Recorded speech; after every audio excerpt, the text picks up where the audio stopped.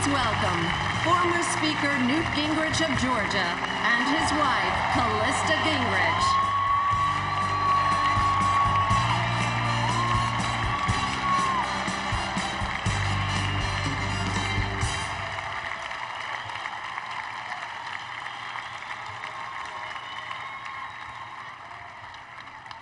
Thank you. Thank you for that warm welcome. What a wonderful tribute to President Reagan and the spirit of the American people. It's fantastic to see so many friends here. Friends from decades of service to the party, service in public life, and those who have helped us over the past few years. And we are delighted that tonight we come together to once again renew the American spirit and put real leadership back in the White House this November.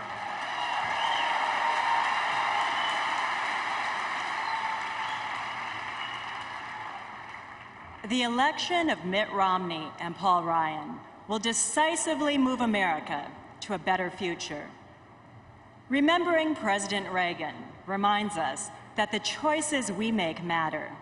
And this year is as important as the choice we made in 1980. Over 3 decades have passed since Ronald Reagan was first elected to the White House. Yet the impact of his leadership is still evident today. While in office, President Reagan had 3 major goals: to restore the economy, to revive the American spirit, and to defeat totalitarianism, spreading democracy throughout the world. By remaining true to his convictions, through his belief in the American people, and with tremendous optimism, President Reagan achieved these goals. It's striking how President Carter and President Obama both took our nation down a path that in 4 years weakened America's confidence in itself and our hope for a better future. Both weakened the respect for America abroad. Both increased government programs filled with waste and inefficiency that failed to produce results. Both made promises they couldn't keep, and as a consequence of ineffective policies, both were unable to revive our economy and create jobs. For example, both crippled American energy production when there were better ways to develop and use our abundant energy resources. The Romney Plan for North American energy independence is exactly the kind of bold, visionary leadership Reagan believed in, and it is what we need now.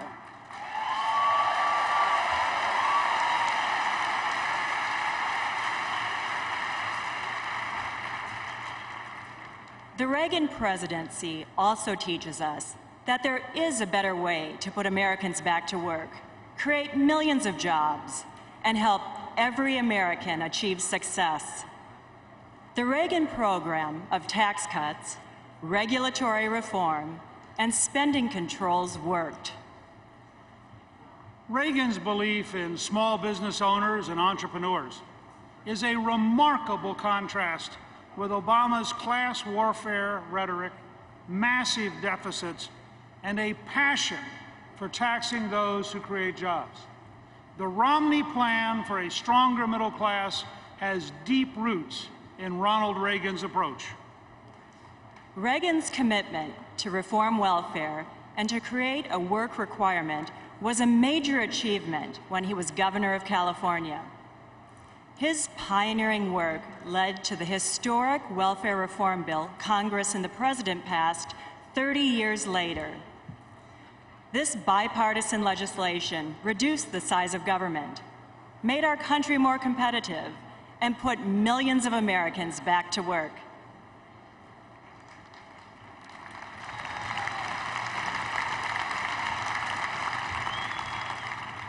Tragically, President Obama gutted this achievement, and like Jimmy Carter, over 4 years, he produced little effective legislation that brought the two parties together in the interest of the nation. Obama's waiving of the work requirements and welfare reform is just one example of his direct repudiation of President Reagan's values.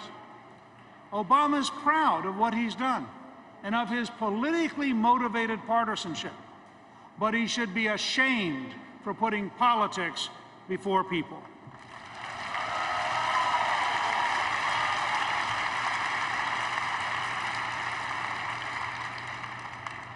Governor Romney will return America to work and to the principles that are at the core of President Reagan's legacy.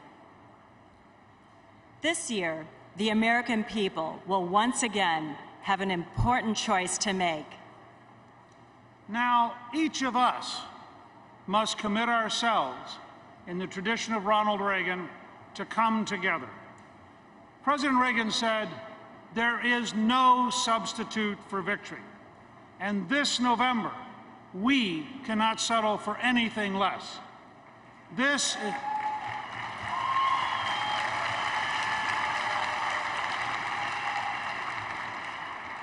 is the most critical election of our lifetime. Each of us must do our part now to ensure that America remains, in the tradition of President Reagan, a land of freedom, hope, and opportunity. Thank you, and God bless you, and God bless America.